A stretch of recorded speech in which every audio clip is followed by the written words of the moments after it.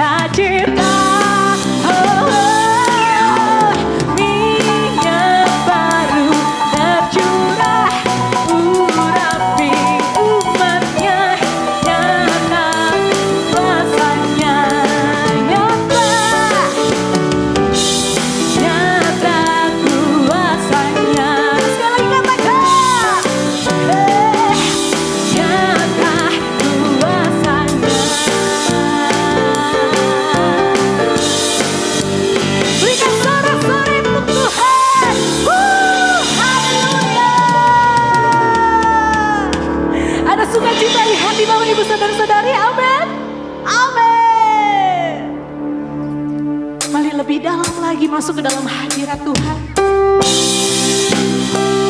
Yang termanis hanya bagi Tuhan. Lebih dalam kami mau menyembah-Mu Bapa.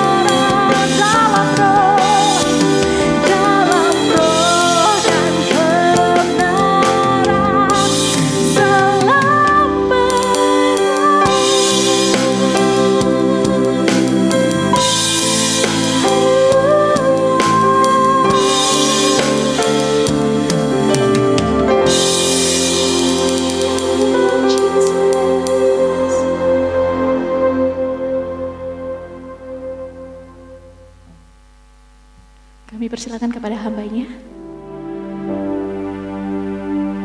Roh Kudus datanglah.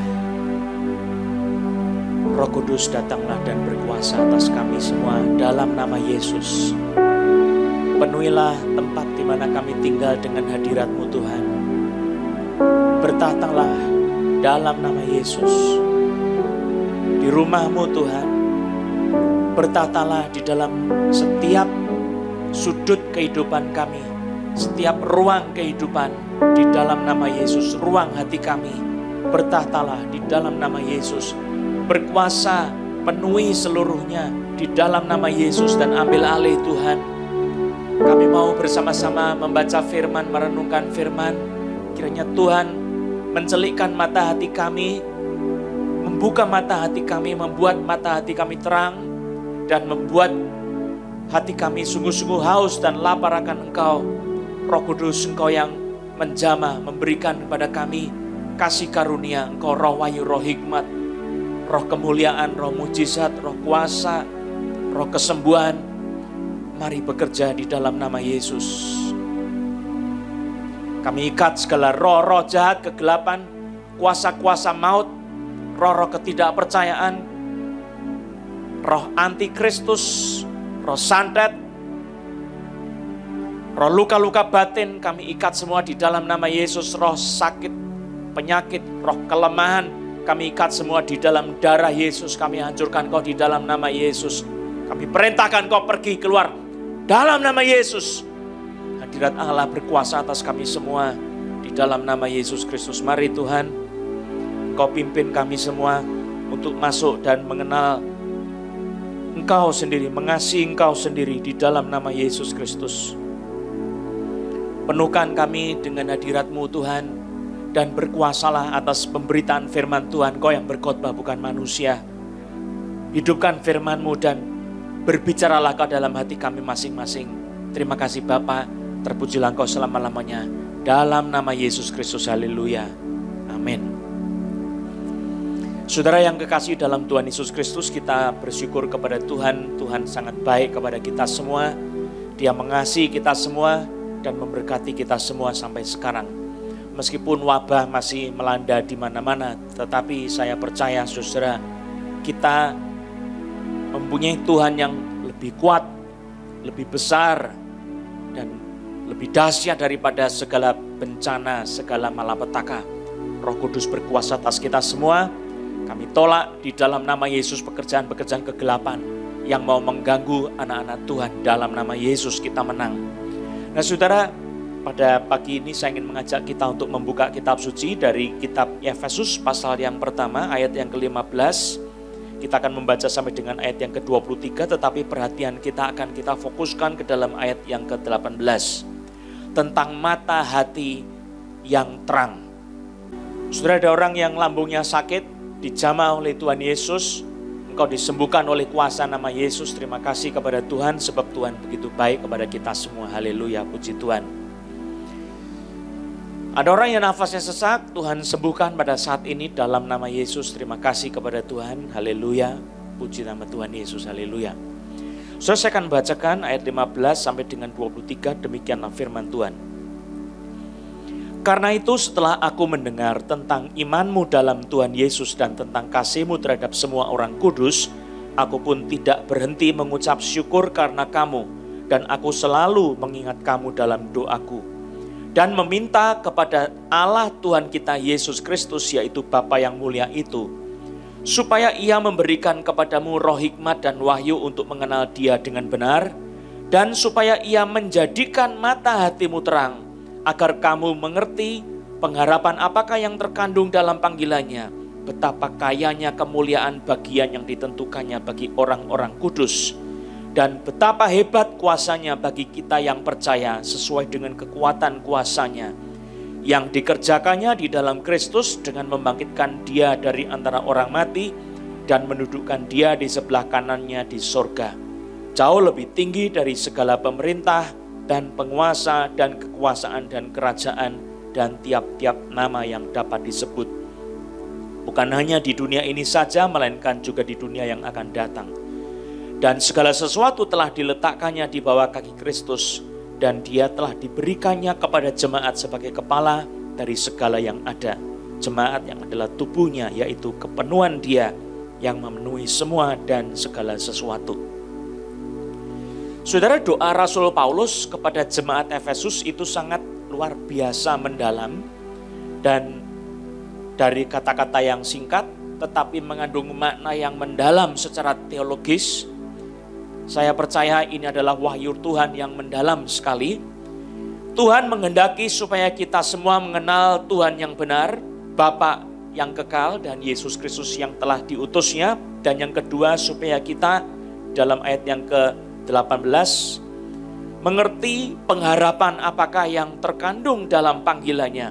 Dan disebutkan di situ betapa kayanya kemuliaan bagian yang ditentukannya bagi orang-orang kudus. Dan kemudian juga mengetahui betapa hebat kuasanya bagi kita yang percaya sesuai dengan kekuatan kuasanya yang dikerjakannya di dalam Kristus dengan membangkitkan Yesus dari antara orang mati dan mendudukkan dia di sebelah kanan Bapa di surga yang jauh lebih tinggi dari segala sesuatu. Nah, saudara, perhatian kita adalah tentang dua hal yang dasar, yaitu dikaruniakannya Roh Kudus sebagai roh hikmat dan wahyu. Dan yang kedua adalah yang kita akan membahas di sini adalah supaya Tuhan Bapa di surga menjadikan mata hati jemaat itu terang. Mata hati. Jadi saudara, ada hati yang mempunyai mata untuk melihat. Mata hati adalah bagian daripada hati yang bisa melihat. Dan di sini dikatakan ayat 18, supaya ia, yaitu Bapa yang mulia itu, menjadikan mata hatimu terang, agar kamu mengerti pengharapan apakah yang terkandung dalam panggilannya. Saudara, ini penting sekali buat kita untuk memahami tentang mata hati yang terang. Saya ingin mengajak kita membuka dari Injil Matius pasal yang ke-6 ayat 22 dan 23. Ini adalah ayat yang lebih jelas mengenai mata hati. Saudara baca di situ, saya sebelumnya sudah membaca ayat ini 100 kali lebih, saudara. Saya tidak tahu mungkin berapa ratus kali, tetapi saya tidak memahami sampai Roh Kudus itu membukakan pengertiannya kepada saya, sebab ini sesuatu yang tidak biasa. Coba saudara baca ayat yang ke-22 Matius 6 sampai 23, baca. Mata adalah pelita tubuh. Jika matamu baik, teranglah seluruh tubuhmu. Jika matamu jahat, gelaplah seluruh tubuhmu. Jadi jika terang yang ada padamu gelap, betapa gelapnya kegelapan itu. Saudara, saya berpikir mata itu pelita tubuh bagaimana? Mata melihat, tetapi itu pelita tubuh. Bagaimana pengertiannya? Jika matamu baik, teranglah seluruh tubuhmu. Jika matamu jahat, gelaplah seluruh tubuhmu. Saya susah sekali mengerti ayat ini, saudara. Tetapi kalau kita membaca di dalam kitab Efesus pasal 1, ayat yang ke-18, doa Rasul Paulus kepada jemaat di Efesus adalah supaya ia, Bapa yang kekal itu, menjadikan mata hatimu terang. Sudah jelas sekali yang terang itu mata. Dan dia adalah pelita yang dibaca di dalam Matius 6 ayat 22. Mata dari hati kita adalah pelita dari seluruh keberadaan kita. Itu maksudnya, saudara. Mata rohani, mata hati kita adalah pelita. Dia bercahaya, harusnya dia bercahaya. Dia menerangi segala sesuatu. Jika matamu baik, artinya jika pelita itu baik, teranglah seluruh tubuhmu. Saudara, kalau ada lampu di dalam sebuah tempat, maka sekitarnya itu menjadi terang.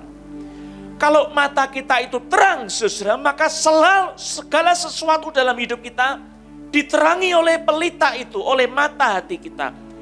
Sehingga apa yang terjadi, segalanya kelihatan. Dan kalau kelihatan, yang kotor itu akan segera dibersihkan, saudara. Kalau ada yang kurang baik, dirapikan.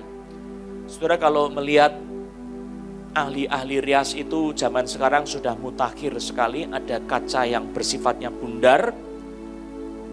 Di tengah kaca itu betul-betul jernih. bisa melihat wajahnya, tetapi di pinggirnya itu ada lampu yang terang. Supaya apa, saudara? Supaya bisa mengerti mana yang kurang, mana yang tidak tepat, mana yang tidak baik untuk diperbaiki, saudara. Disinilah peranan terang itu, saudara. Mata kita adalah pelita tubuh. Mata itu terang, saudara. Ini sesungguhnya yang dikatakan oleh Tuhan Yesus adalah sebuah perintah kepada kita untuk kita memiliki mata hati yang terang. Tetapi pada dasarnya ada yang disebut mata yang jahat. Di ayat yang ke-23. Jika matamu jahat, gelaplah seluruh tubuhmu. Jadi gelap di sini sama dengan jahat. Jika matamu jahat, gelaplah seluruh tubuhmu. Akibatnya gelap semua. Jika terang yang ada padamu gelap, betapa gelapnya kegelapan itu. Saudara, ini bicara tentang kondisi natural manusia yang adalah gelap. Dan jikalau kita punya mata yang gelap, saudara, segala-galanya itu gelap. Apa yang ada pada keberadaan kita itu semuanya gelap. Tetapi kalau Tuhan membuka mata kita, memberi kita mata yang terang, ini sesuatu yang terjadi adalah hati manusia itu menjadi terang benderang karena ada mata yang terang, ada lampu yang terang. Saudara, jadi dari hati manusia yang paling penting itu adalah lubuk hati itu mempunyai mata yang baik, mata yang terang, yang bisa melihat yang dicelikkan oleh Tuhan, yang bercahaya dengan luar biasa. Nah, saudara-saudara, saya ingin mengajak kita untuk meneliti tentang mata hati yang terang ini, karena dia akan memengaruhi seluruh keberadaan kita semua. Saudara, sebagai manusia, apa yang menjadi keberadaan saudara ditentukan oleh mata hati saudara di hadapan Tuhan. Saya mau tanya, apakah saudara punya mata hati yang gelap atau mata hati yang terang? Kalau mata hatimu itu terang, segala-galanya menjadi terang. Diterangi oleh mata hati kita. Sebab mata hati itu menjadi pusat di mana kita itu harus menjaga dengan segala kewaspadaan. Karena dari situ terpancar kehidupan.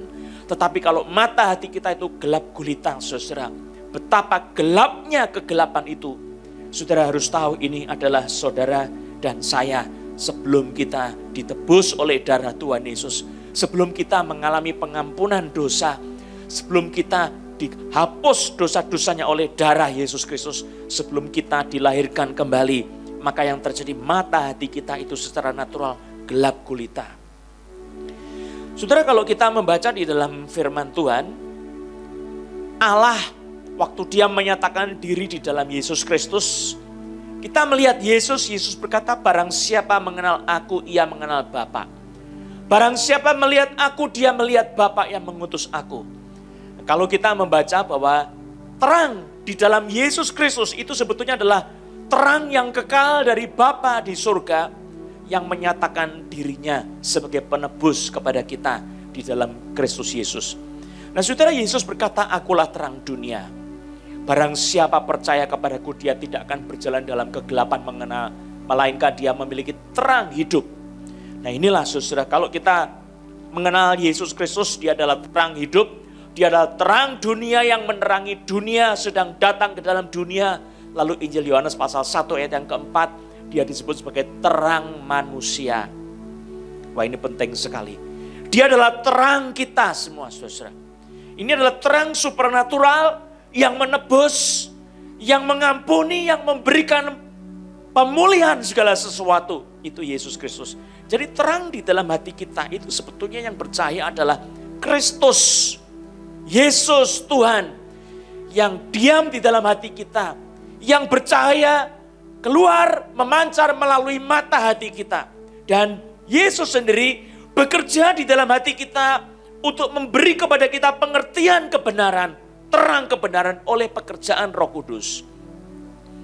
Saudara, saya ingin mengajak kita untuk melihat di dalam 2 Korintus pasal yang keempat, ayat yang ke-6, di situ lebih jelas lagi dikatakan, 2 Korintus 4 ayat 6, sebab Allah telah berfirman, dari dalam gelap akan terbit terang.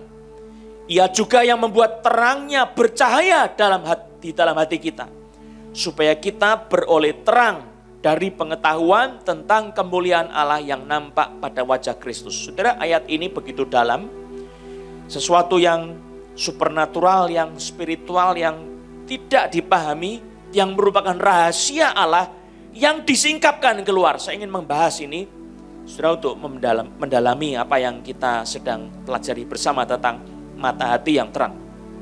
Ayat 6 ini, sebab Allah telah berfirman, dari dalam gelap akan terbit terang. Jadi saudara, dari kondisi natural, alamiah, keberdosaan kita yang gelap semuanya, terbit terang. Dan dikatakan, ia juga yang membuat terangnya, terang Tuhan, bercahaya di dalam hati kita. Jadi terang Tuhan itu diterbitkan, bercahaya di dalam hati kita.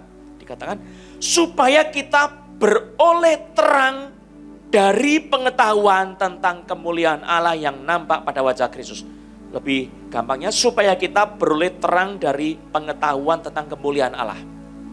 Beroleh terang, mendapatkan terang dari pengetahuan tentang kemuliaan Allah. Jadi pengetahuan wahyu tentang kemuliaan Allah yang saudara dapatkan itu ternyata menjadi terang di dalam diri kita. Sekali lagi saya katakan, pengetahuan wahyu yang Tuhan karuniakan kepada kita semua sebagai anak-anak Tuhan, sebagai orang percaya. Saudara belajar firman Tuhan, saudara belajar tentang kitab suci, apa yang disebut sebagai kemuliaan Tuhan itu, waktu saudara mendapatkan pengetahuan wahyu tentang kemuliaan Allah, maka yang terjadi adalah kita beroleh terang. Artinya apa saudara? Itu artinya secara spiritual, secara supernatural, secara ajaib.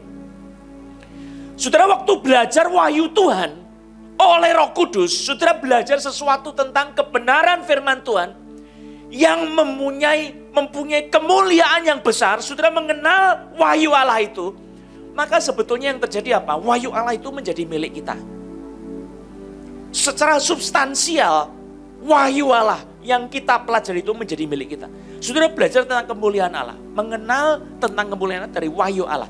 Saudara mengenal kemuliaan Allah, yang terjadi adalah kemuliaan Allah itu menjadi terang di dalam diri kita. Saudara belajar tentang hikmat Allah. Waktu saudara belajar dari wahyu Allah tentang hikmat Allah, saudara waktu mengenal hikmat Allah, yang terjadi apa? Adalah hikmat Allah itu tertanam dalam hati kita, menjadi milik kita.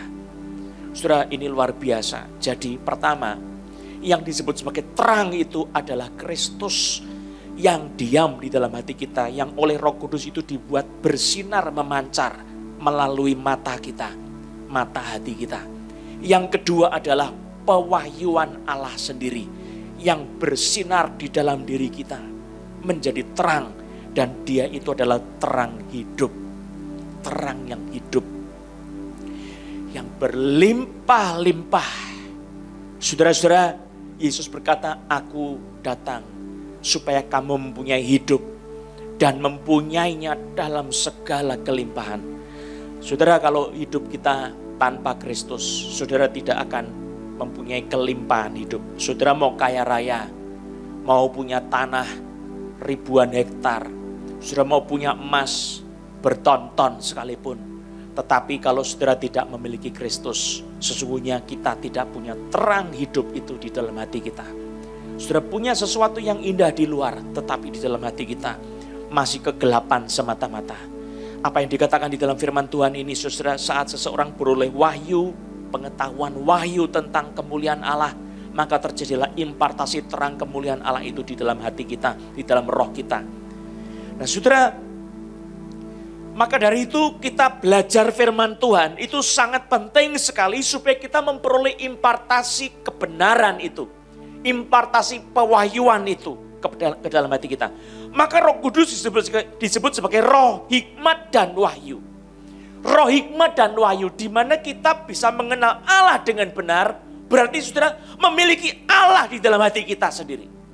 Pengetahuan wahyu yang benar adalah bukan saja kita tahu, tetapi kita mengalami sendiri dan memiliki sendiri apa yang kita kenal itu. Wow, luar biasa. Saudara belajar tentang kasih Allah misalnya di dalam kitab suci. Saudara belajar kitab suci tentang kasih Allah. Selidiki kitab suci, terus baca. Kalau saudara tidak mendapatkan pertolongan dari roh hikmat dan wahyu, yang saudara mengerti itu cuma kognitif, secara akal budi saja, tetapi saudara tidak betul-betul merasakan mengalami berjumpa dengan kasih Allah itu sendiri. Tidak ada. Jadi saudara harus bagaimana? Harus minta tolong kepada Roh Kudus sebagai roh hikmat dan wahyu. Roh Kudus, aku tidak mengenal tentang kasih Allah kalau bukan Engkau yang menyatakannya, mewahyukannya kepada saya. Wahyukan itu kepada saya. Nah, saudara belajar membaca oleh pertolongan Roh Kudus. Apa yang terjadi adalah saudara diberikan hikmat oleh Roh Kudus, pewahyuan oleh Roh Kudus, sehingga saudara betul-betul mengalami kasih itu, menerima kasih itu, dan kasih itu diam di dalam hati saudara, menjadi terang. Mata hati saudara menjadi terang oleh kasih Allah itu. Pewahyuan di dalam firman Tuhan di sini bukan sekedar informasi, tetapi adalah sebuah impartasi wahyu sebagai sebuah substansi yang membuat mata kita terang, mata hati kita terang. Saudara, ini adalah kebenaran yang hebat sekali. Sesuatu yang tidak bisa kita anggap enteng sebagai orang percaya. Itu sebabnya Yohanes Calvin pada waktu dia membahas kitab Efesus, dia mengatakan bahwa pengenalan tentang wahyu Allah itu adalah sebuah pengenalan yang mengangkat derajat kita di level yang lebih dalam dan lebih tinggi. Maka konsep-konsep tentang the higher life, kehidupan orang percaya, the higher life, jangan memiliki hidup yang sama dengan dunia ini, tetapi kita harus memiliki hidup yang lebih tinggi. Kemuliaan Tuhan dinyatakan ke dalam hidup kita. Nah saudara, saya ingin mengajak satu lagi bagian kitab suci yang sangat penting di dalam kitab Mazmur pasal yang ke-119 ayat 18. Ini adalah satu bagian yang luar biasa, ya. Baca sama-sama di situ, ya. Mazmur 119 ayat 18. Singkapkanlah mataku supaya aku memandang keajaiban-keajaiban dari Taurat-Mu. Saudara, kata memandang di sini saudara harus tahu kata nabat. Arti nabat itu adalah mengamat-amati, memeriksa dengan teliti, menatapi dengan penuh perhatian. Jadi, singkapkanlah mataku, ini mata hati, disingkapkan, dibukakan supaya aku bisa mengamat-amati, memeriksa dengan teliti keajaiban-keajaiban dari Taurat Tuhan, bisa menatap keajaiban-keajaiban dari Taurat Tuhan dengan penuh perhatian, melihat dengan seksama, mengindahkan dengan senang hati. Wow, bukan cuma ngerti secara kognitif, tetapi sampai memengaruhi perasaan, senang, mengindahkan, memperhatikan dengan penuh perhatian sampai senang hati. Itu kata nabat. Nabat juga berarti bertemu dan melihat, berjumpa dan melihat, memeriksa, berjumpa, melihat, memeriksa. Tetapi di dalamnya ada sesuatu yang disebut sebagai favor, menyukai, memperkenan. Saudara, inilah pengetahuan wahyu. Jadi saya mau gambarkan begini saudara, pengetahuan wahyu itu bukan cuma pengetahuan kognitif, sama sekali bukan pengetahuan kognitif. Terlalu rendah saudara. Kalau saudara tahu matematika, itu pengetahuan matematika itu kognitif saja. Tidak ada perasaan yang muncul di situ. Saudara kalau tahu 2 tambah 2, 4. Apakah mempengaruhi emosi saudara? Tidak. Tapi kalau saudara mengenal tentang seseorang yang saudara rindukan, yang saudara cintai, saudara tahu dia mengasihi saudara, dan saudara juga mengasihi dia. Cintanya bertemu. Saudara tahu itu, yakin itu, saudara senang. Ada sesuatu kebahagiaan, kepuasan. Ada damai yang saudara alami. Ada kehidupan yang segar yang mengalir dari pengetahuan itu. Nah, ini sesuatu pengetahuan yang bersifat experiential. Jadi sesuatu yang kita alami sendiri.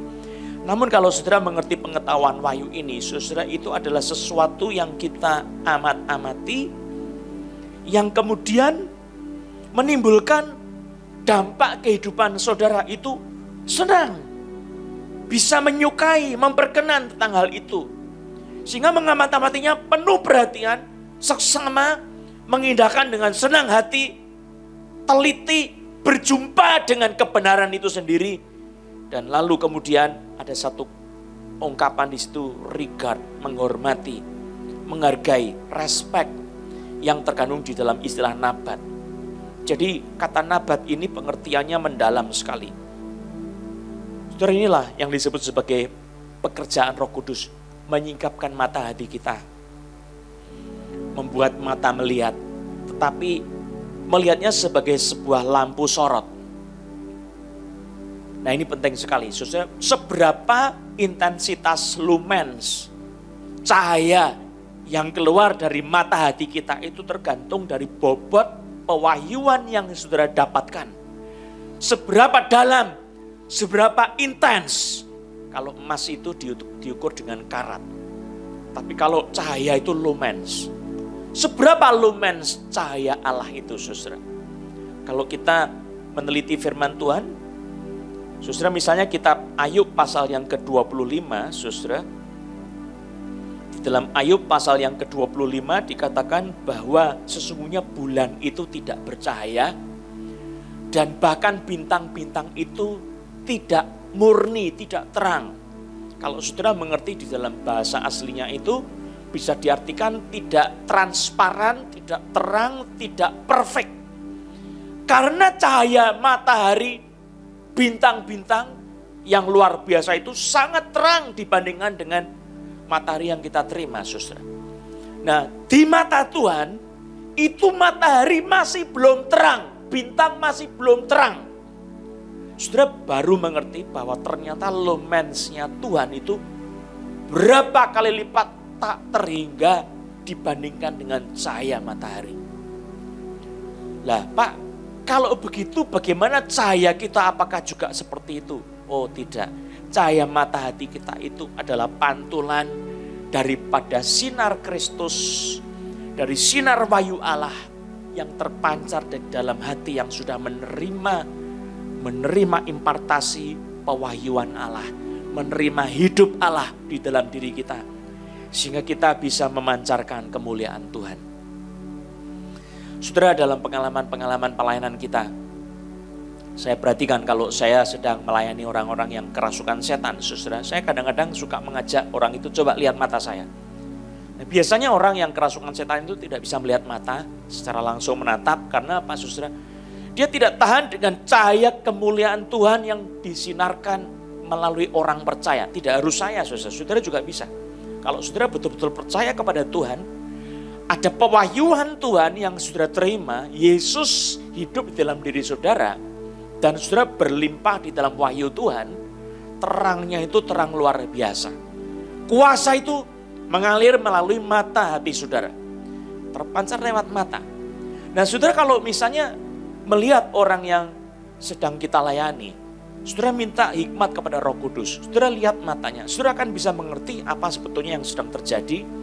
Roh apa yang sedang bekerja di dalam orang itu, saudara, oleh Roh Kudus kita bisa merasakan roh-roh kegelapan yang sedang bekerja, dan itu pertama dikerjakan oleh Roh Kudus. Saya percaya, saudara, hidup kita sebagai orang-orang percaya diberi karunia-karunia supernatural yang luar biasa, dan itu pertama-tama kita harus mengerti peranan Roh Kudus membuka mata hati kita, menjadikan mata hati kita itu terang, bisa melihat. Dia menyingkap selubung dari hati kita dan menerangi hati kita sedemikian rupa sehingga cahaya kemuliaan Kristus, cahaya kemuliaan Allah terpancar melalui diri kita. Pewahyuan itu menjadi terang di dalam hidup kita. Saudara-saudara, bagian dari pengertian mata hati yang terang ini, firman Allah tentang mata hati yang terang ini, saudara memiliki. Setiap kita yang percaya memiliki mata hati yang diterangi. Setiap yang sungguh-sungguh percaya di dalam Yesus Kristus, saudara bersyukur karena saudara mempunyai mata hati yang terang. Bukan miliknya pendeta-pendeta khusus, bukan, tetapi saudara juga punya. Pak, kalau gitu saya misalnya mengusir setan, apakah bisa saya bilang juga sama setan itu, lihat ke mata saya, apakah dia ketakutan atau enggak? Saudara, engkau harus punya iman di dalam hal itu. Kuasa Tuhan itu bekerja mengalir di dalam hidup saudara. Masing-masing kita yang percaya diberi mata hati yang terang itu. Yang berikut saudara bisa mengerti di sini, tujuan daripada pemberian mata hati yang terang itu adalah supaya kita mengerti, dikatakan di sini, pengharapan apakah yang terkandung di dalam panggilannya. Betapa kayanya kemuliaan bagian yang ditentukannya bagi orang-orang kudus. Agar kita mengerti pengharapan orang percaya. Pengharapan apakah yang terkandung dalam panggilannya. Waktu Kristus memanggil kita untuk datang kepada Kristus, diselamatkan, Bapa menarik kita. Saudara, jangan berpikir bahwa kita itu hanya mau mendapatkan Allah, tetapi ada sesuatu lebih lagi, bonus-bonusnya, saudara. Kadang-kadang kita itu lebih suka bonusnya dulu, saudara. Misalnya kesembuhan. Percaya Yesus karena disembuhkan. Percaya Yesus karena diberi berkat. Ya, tapi saudara kalau hanya untuk itu saja, saudara masih kurang. Saudara mesti mendapatkan Allah yang lebih indah, lebih besar dari segala sesuatu. Itu adalah kemuliaan sebagai orang percaya, saudara. Tetapi pengharapan apakah yang terkandung dalam panggilannya? Pengharapan apa di dalam Yesus Kristus? Saudara, kalau kita membaca Efesus pasal 1 ayat yang ketiga, kita sudah membahas, terpujilah Allah dan Bapa Tuhan kita Yesus Kristus yang dalam Kristus telah mengaruniakan kepada kita segala berkat rohani di dalam surga. Wow, sudah dipunyai segala-galanya. Apa yang Yesus punya, saya juga punya. Saya punya apa, itu juga punyanya Yesus. Apa yang Bapa surgawi punya, itu punyanya Yesus. Yesus punya segala sesuatu yang Bapa surgawi punya. Dan saudara sebagai orang percaya memiliki warisan sebagai anak-anak Allah. Saudara mempunyai pengharapan kekal. Saudara mempunyai hidup yang kekal. Tetapi saudara, sekali lagi saya mau garis bawahi. Hidup kekal itu tersangkut dengan Kristus Yesus. Ada di dalam Yesus Kristus. Kita kalau tinggal di dalam Yesus Kristus, kita memiliki Kristus, kita memiliki hidup kekal itu, kita memiliki warisan-warisan surgawi itu. Kalau saudara melarikan diri dari Kristus, saudara, kalau kita bilang murtad, saudara hidup berkanjang dalam dosa, dalam hawa nafsu, saudara tidak bisa melihat terang Kristus itu lagi. Saudara tidak bisa mengalami terang itu lagi. Sebab apa? Kegelapan menyelimuti kita. Saudara harus tahu, barang siapa melakukan hal-hal demikian, Galatia pasal yang kelima, ia tidak akan mendapat bagian dalam kerajaan Allah. Orang yang hidup dalam hawa nafsu percabulan, dalam hawa nafsu daging yang membara, yang terus memikirkan hal yang kotor, yang kosong. Jangan lupa saudara, engkau anak-anak tebusan atau bukan. Jangan lupa hidupmu tidak hanya di dunia ini, tapi ada hidup setelah mati. Apakah saudara memiliki terang Kristus itu di dalam hati saudara atau tidak? Selama terang itu ada dalam hati kita, maka teranglah segala-segalanya ini. Hidup kita itu terang kata Yesus. Tetapi jika terang di dalam hati kita itu gelap, betapa gelapnya kegelapan itu. Saudara, ada orang yang pernah diterangi hatinya kata firman Tuhan, tetapi dia murtad, maka tidak ada kemungkinan bagi dia diperbaharui sekali lagi. Sebab dia telah menyalibkan anak Allah di depan umum, sehingga tidak ada lagi pengharapan bagi dia untuk diselamatkan. Saya mau berkata kepada saudara sekalian, jangan sampai itu terjadi kepada kita. Perak yang ditolak, yang ditimbang dan terlalu ringan. Tetapi kalau saudara memiliki pengharapan di dalam Yesus Kristus, saudara harus memelihara hati saudara di dalam Yesus Kristus. Milikilah terang itu di dalam hati saudara. Baca firman Tuhan, renungkan firman Tuhan, karena di dalam firman Tuhan itu terkandung segala harta surgawi. Saudara, waktu membaca firman Tuhan itu bukan cuma wahyu yang pengetahuan bersifat akal budi saja, tidak. Tetapi di dalamnya adalah substansi surgawi yang dibicarakan oleh firman Tuhan, yang waktu saudara percaya mengerti oleh roh wahyu dan roh hikmat, itu menjadi substansi yang diam di dalam hati saudara. Wow, betapa kayanya. Saudara mempunyai pengertian tentang wahyu Allah. Pengetahuan wahyu Allah itu bukan cuma pengetahuan, tetapi dia menjadi hidup kita. Menjadi terang dari mata hati kita. Siapapun saudara, saudara bisa memperkaya dirimu dengan wahyu Tuhan. Belajarlah firman Tuhan. Mintalah Roh Kudus menerangi hati kita, mengerti pengharapan yang besar di dalam Yesus Kristus. Kiranya Tuhan memberkati firman-Nya. Saya ingin mengajak kita berdoa sebelum kita masuk di dalam perjamuan kudus. Bapa, nyatakanlah kemuliaan-Mu. Ajar kami melihat bukan dengan mata jasmani tetapi mata rohani. Karena mata jasmani kami secara natural telah gelap, dihancurkan terangnya oleh dosa, penuh kejahatan. Kami minta Roh Kudus sebagai roh ayu, roh hikmat, mencelikkan mata hati kembali setiap kami.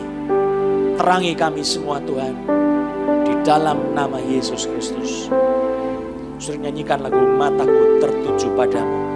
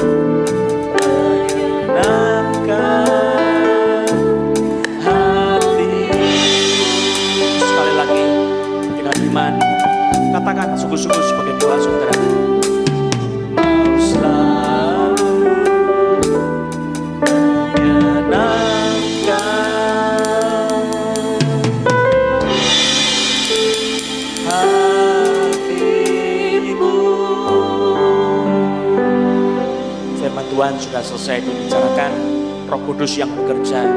Sungguh-sungguh dalam hati saudara menginginkan Roh Kudus menerangi saudara, membuka mata hati saudara, menjadikan terang, bercahaya di dalam nama Yesus Kristus.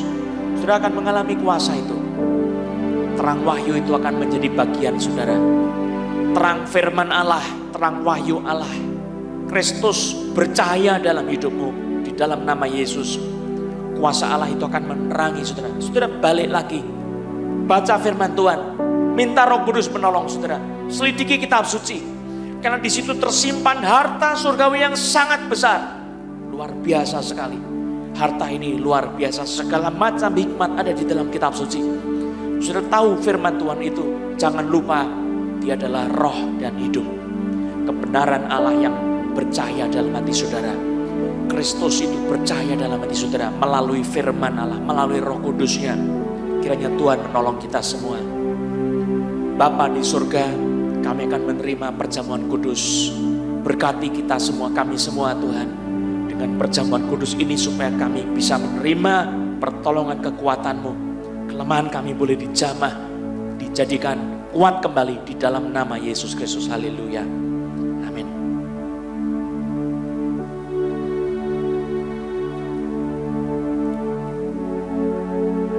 Apa saja yang kamu minta dan doakan, percayalah bahwa kamu telah menerimanya, maka hal itu akan diberikan kepadamu.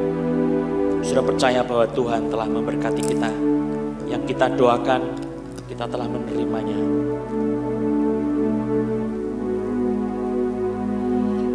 Saudara siapkan roti dan anggur. Yesus,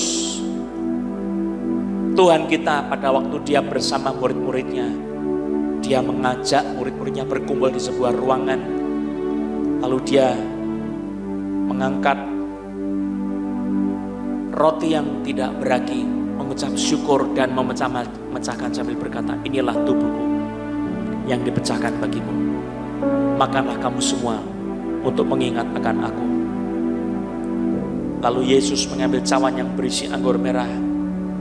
Dia mengangkatnya di hadapan Allah Bapa, mengucap syukur lalu berkata, minumlah kamu semua dari cawan ini. Inilah darahku, darah perjanjian yang ditumpahkan bagimu untuk pengampunan dosa. Minumlah semua untuk mengingat akan aku. Sudah berdoa, mengaku dosa, berserah kepada Tuhan. Saudara tidak layak tanpa pertolongan Roh Kudus, tanpa darah Yesus.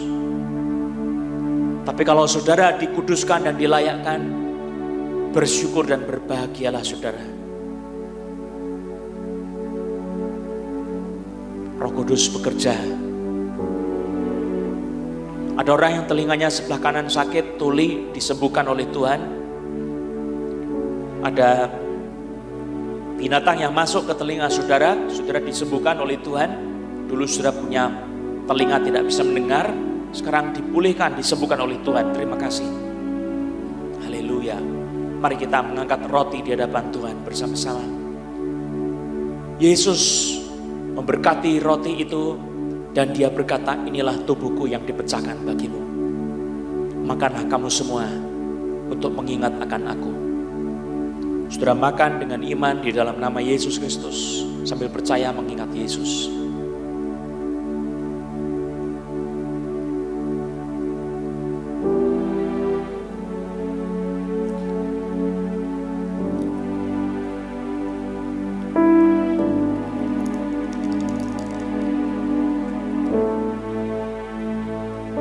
Mari kita angkat cawan bersama-sama di hadapan Tuhan. Yesus berkata, inilah cawan perjanjian baru. Inilah darahku yang ditumpahkan bagimu untuk pengampunan dosa. Minumlah kamu semua dari cawan ini untuk mengingat akan aku. Mari kita minum dengan iman di dalam nama Yesus.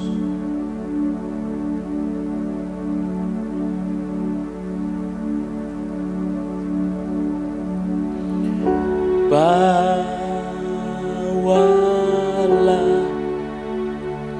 aku, Yesus, dekat ke salibmu,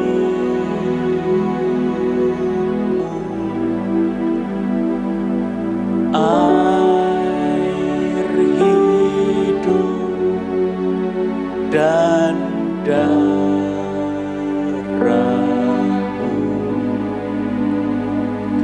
sucikan hati.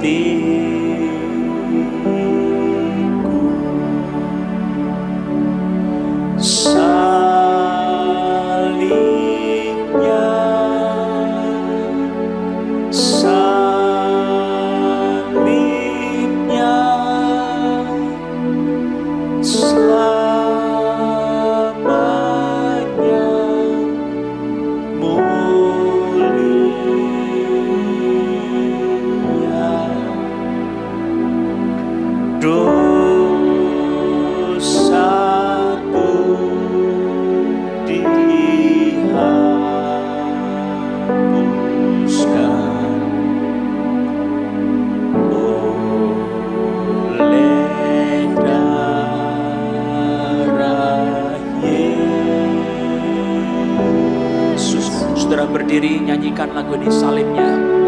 Salibnya,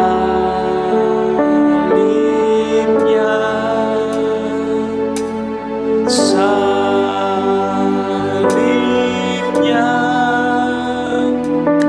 selamanya mulia.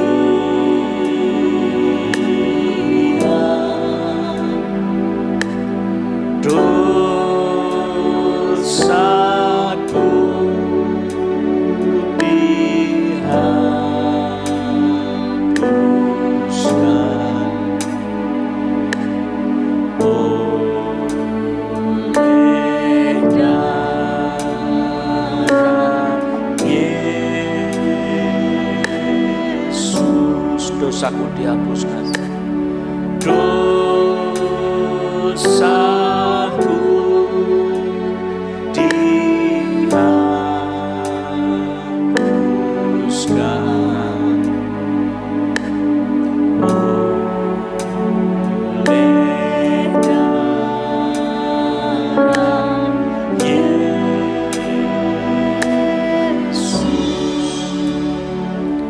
Roh Kudus terus bekerja.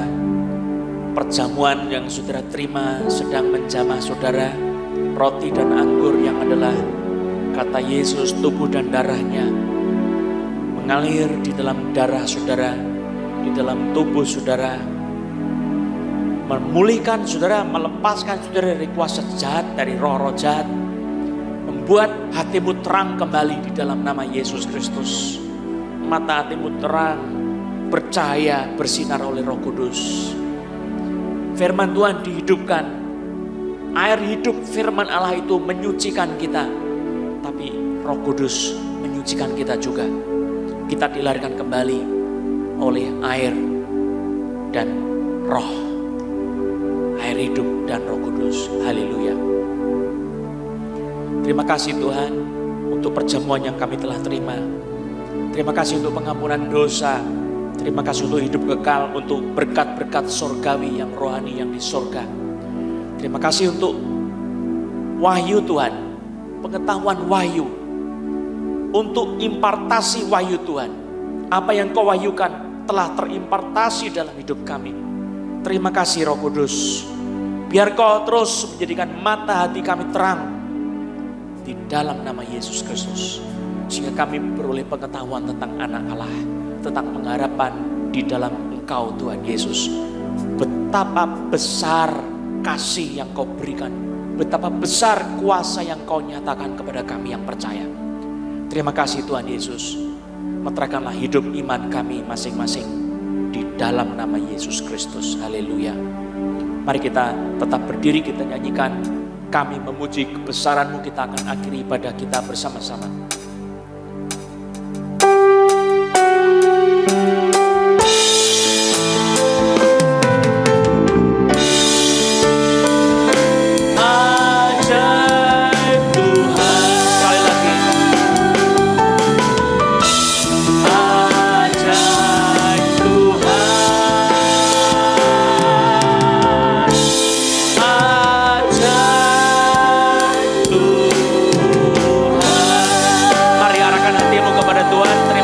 Tuhan, kiranya damai sejahtera dari Allah Bapa kita, pertolongan dari Tuhan Yesus, serta persekutuan Roh Kudus memberkati, menyertai, menolong saudara sekalian, menyembuhkan saudara. Ada orang yang bagian dadanya sakit Tuhan sembuhkan, di lengan sebelah bawah kanan sakit Tuhan sembuhkan. Lalu juga tadi ada orang yang saya tidak tahu, kayaknya leher sebelah belakang disembuhkan oleh Tuhan Yesus. Puji nama Yesus. Tuhan memberkati saudara, haleluya, amin.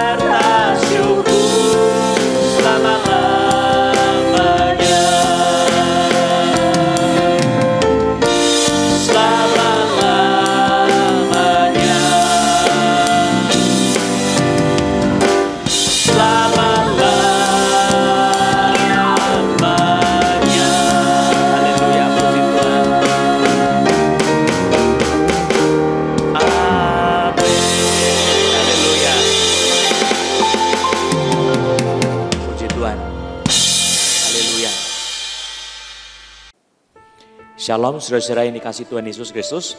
Kita akan berjumpa lagi dalam acara Mujizat Yesus Untukmu yang dimasukkan di dalam sebuah pelayanan pujian penyembahan bagi Yesus Kristus setiap hari Selasa. Kita akan mulai lagi pada tanggal 18 bulan Januari, minggu yang Selasa yang ketiga, dan di situ kita akan memuji menyembah Tuhan.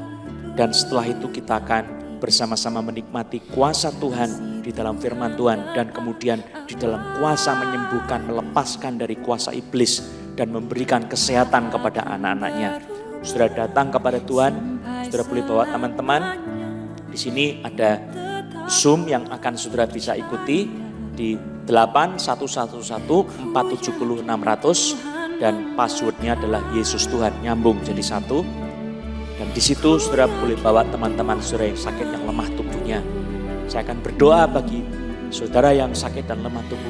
Kiranya kuasa Tuhan akan menjamah, menyembuhkan mereka semua, mengalami kesembuhan di dalam nama Yesus. Haleluya. Amin.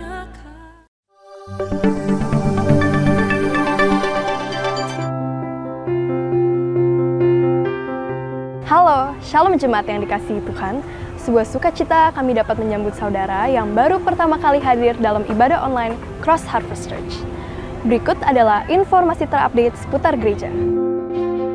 Hai sahabat muda, mari bergabung dalam online youth service setiap hari Sabtu pukul 7 malam. Untuk informasi ID Zoom, kalian dapat menghubungi hotline gereja berikut ini.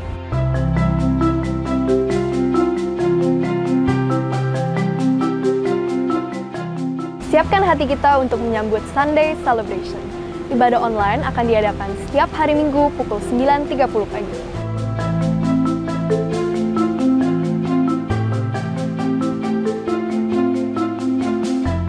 Children Ministry diadakan setiap hari Minggu pukul 11 siang via Zoom.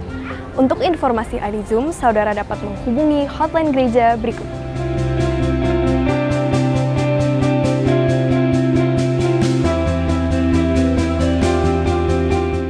Bersyukur untuk setiap berkat dan penyertaan Tuhan. Bagi saudara yang ingin memberikan persembahan, persepuluhan, ucapan syukur, atau untuk pelayanan misi, saudara bisa transfer ke rekening gereja di bawah ini.